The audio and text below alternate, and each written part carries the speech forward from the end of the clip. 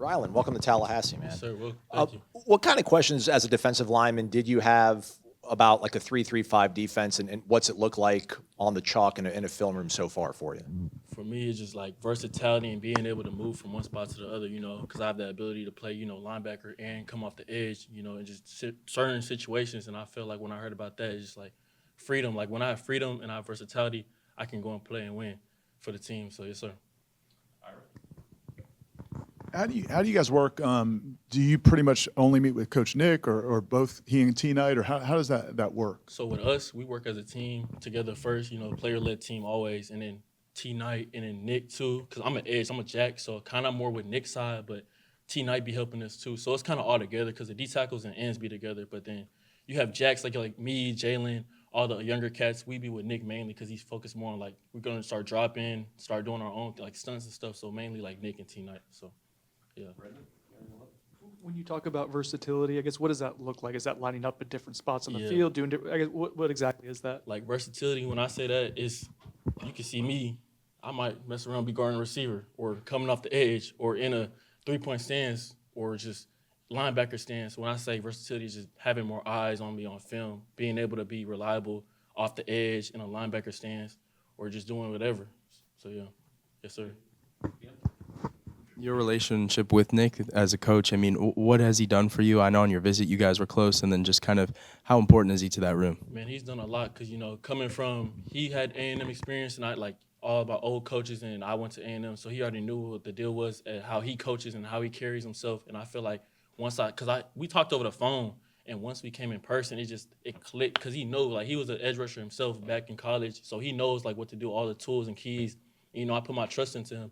And I felt very comfortable being with him and trusting the process and being here at Florida State. What was your journey to restarting playing football, if I remember correctly? Restarting playing football? Yeah, in high school Okay, my bad. I didn't mean to cut you off. No, you're good. You know where I was going. So my journey, I didn't play football till senior year of high school. I was a hooper, didn't have too much looks. I was super athletic, and I remember going to I did track too. Ended up jumping in track. One of the coaches see me. They started like jokingly like naming schools that I can get offers in. And I was like, I might as well just try football out. And then boom, senior year, I ended up like going off. And all these schools started hitting me up, Texas, Cali schools, all that schools started hitting me up, and I started taking it more serious. And then boom, A&M hit, and then that's when I started taking football serious. Well, I took it serious, but I just knew football was a route for me. So my football journey was it wasn't short because I don't regret nothing. Like even I always be like, I wish I would have played like earlier, but then now that I think about it, I still learn from like new stuff, knowing that I saved my body from a lot of hitting and just different stuff and learning quicker.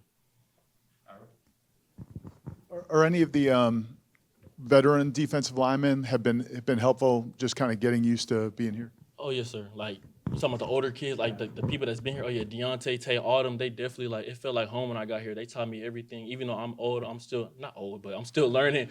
I'm still learning like the process of adjusting to this new environment, which is a great environment here, and just knowing plays. It wasn't like I came in here and like, oh, hating this, hating that. It's just it felt like a team. It felt like a family. So all the veterans, they're cool. They, it made it feel like home here. On that subject, a guy like Tay Diggs, who plays a similar role as you, what has he told you about what role demands, and also how much are you guys kind of learning side by side with Nick being new to the bunch? So with the role, he just told me like as a jack, like I talked about being versatile and just being able to play everywhere and being versatile, because the way that we run it here is just, that we play free, we go make plays. And what he taught me is just to go play. If you play hard, we're going to win. We're going to do it right. If you do anything right, we're going to make it big. And playing side to side, we didn't really talk about that, but I know like we got each other's backs no matter what. It's not just us, it's the whole team. So we got the young cats, we got Jalen, we got the whole D-line. So when it comes about us playing together, we just keep it simple, match our standards, and go win. For you, what's important to kind of take the next steps in your game? What are things that you want to work on here? So for me, my importance is probably like being able to prove that I can play the run too. Even I'm athletic and fast. I can play the run, but I want to show people that I can do everything. I want to be reliable. Like, yeah, I'm versatile. I'm super athletic, but I want to be able to prove that I can do whatever. Set the edge, sack, drop in coverage, do everything. Be reliable, special teams, all that. Because I play special teams too. And I tell people like special teams win game also. So just proving to everybody that, well, I don't got to prove, but I know like in my heart that I'm confident I can do what I need to do, but just to show people that I'm really him. So, yeah. You mentioned some of the young guys on the D line. What have your impressions been of the Desir twins so far since coming to campus? They've been good. Like hearing how they made like All-American, all that stuff. Like it's really like inspiring because seeing them is just like when I was their freshman, I was never like that. So seeing them, I always told them they got a head start to everything. They putting the work in and just they're not too cocky. They're none of that. They're just regular athletes, players. They don't try to act like they're better than anybody else. They're just good teammates. So I feel like when I see them, it's just motivating all of us to work hard and push harder because no matter what you win, no matter what trophy, what accolade you get, like we all together as a team, we all still playing. Once we get on the field, we're going to work. So that's what I really like about them too. Not even just them, the whole freshman. So, yeah. So you didn't play football at all as a little league kid or anything? Well, okay, I played flag, but then I stopped playing like elementary school. I didn't really play like tackle for real. I was straight hooping like AU tournaments, traveling far and far. I wish I would have played earlier because I loved like football I loved it. Once I put the pads back on in high school, I never played. Look ahead, people was questioning me like, why is he playing football? All these basketball players, they gonna come in and once they get hit, it's over. They're gonna come back to basketball. But it was the opposite for me because most basketball players, once they transfer over to football, they receivers, but I'm playing linebacker, outside linebacker. They're like, oh, he trying to hit for real. So it's like, yeah, I didn't play till senior year. So what, I guess number one, was basketball career not quite going the way you wanted as far as getting college attention? And then what was it like to get on a football field? So for college, like the college route, it was kind of hard. Like nowadays, man, like I didn't say I could develop wrong, but I could have like got developed better as a basketball player. I was so athletic and strong. Like my coaches like played me as a 4, 5, and I could like bring the ball up. I had a bag and everything, and I had like schools looking at me. They didn't really offer. It was too late, and I was already telling them I'm moving to football. So they stopped kind of like leaning towards me. So when it came to that, like I knew once I got to college. Nowadays you got 6'7", 6'8" point guards. Like why be that when I could be a 6'4", 6'3" like athletic freak on the field? So once I made the decision, I went to football, and once I put the pads on, I was like, dang, I really got pads on. I was nervous at first. I'm like, hold on, this is a whole new environment, a whole new look, because I'm playing football now, and everyone sees me as a basketball player, so I have to prove myself to, like, everybody that I can play football. So that whole journey for the first 2 months when that happened, it was just a shocking, like, experience. But then once I got the feel for it, once I started doing pass rush moves and actually, like, hitting and striking people, I'm like, oh, this is easy. Like, no offense, I'm not saying people was bad. It was just, like, for me, I'm like, I could have been doing this when I was little. I wish I would have done that. So it was a smooth process transferring over. I'm sure when you were preparing for it, you saw a lot of them. I don't know if you saw him on the field, but Trey, we just talked to Trey. When you guys went up against them, like, what was your impressions of him, and do you guys still talk at all about? You talking about Texas? Yeah. Man, I'm not gonna. I remember that long yard run he ran. It was crazy. But I feel like for us, you know, that's the rival. I'm not with Texas A&M no more, but that was always a rival, like the orange and maroon. And I feel like just preparing, because you know how the environment is anywhere. Like even this stadium is a bit. I know the environments. We got rivals and stuff. It just with me and how I had to face Texas, just being locked in and knowing my assignments and just knowing to play. And obviously he was on the what's it called? The scout look, like knowing who to watch out for, like him and Arch and everything. So I feel like warming up and preparing for him, it was like a big deal because it's Texas and that's our opponent. But we talk about it still, like even though he got the last win on us, it's just like, dang. But it's all good. We have Florida State now, so yeah, go Seminoles.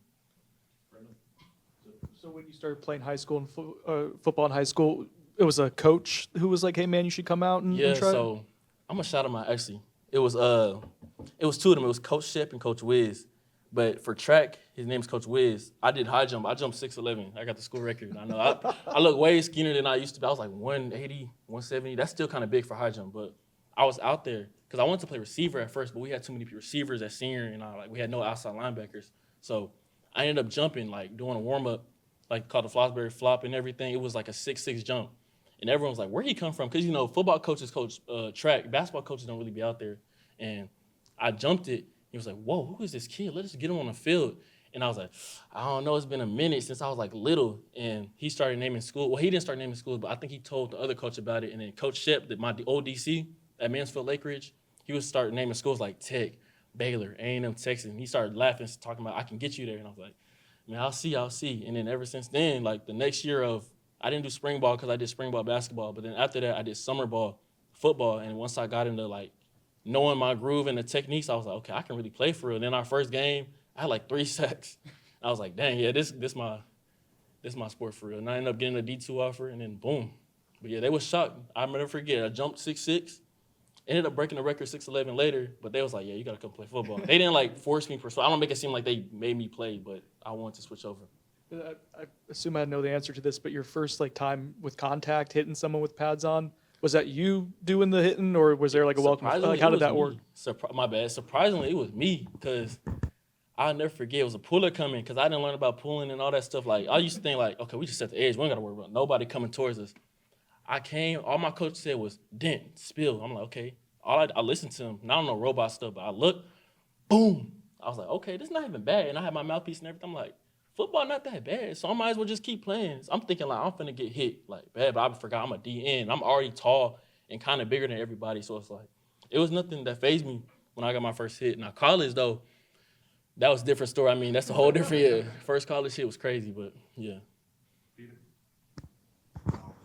Kind of follow up with that. I mean, you mentioned your first hit, but can you remember like your first official sack and how was that feeling? My first official sack. So when it came to like at A&M, we had so many dogs, and I knew I had to keep on working to actually like play or get in that rotation. So it was LSU blackout night, and I'll never forget Nessmeyer was right here, because I sacked him twice the same year after that, my junior year, the same way. He pulled to the left, and I came off the left side, and I'll never forget, it was the towels everywhere, it's loud and stuff. They started playing music, came off the edge, first sack. And I started doing my little dance, like the little dance. It's on video, but I was just happy, man, because the stuff I went through and just playing, not giving up, knowing who's in front of me, first rounders, like Cassius House, shout out to him. He was a dog to me. He taught me a lot of stuff, and just being behind them dudes and trusting the process, it was a good like feeling getting my first set.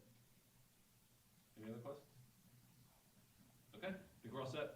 Sir, thank you.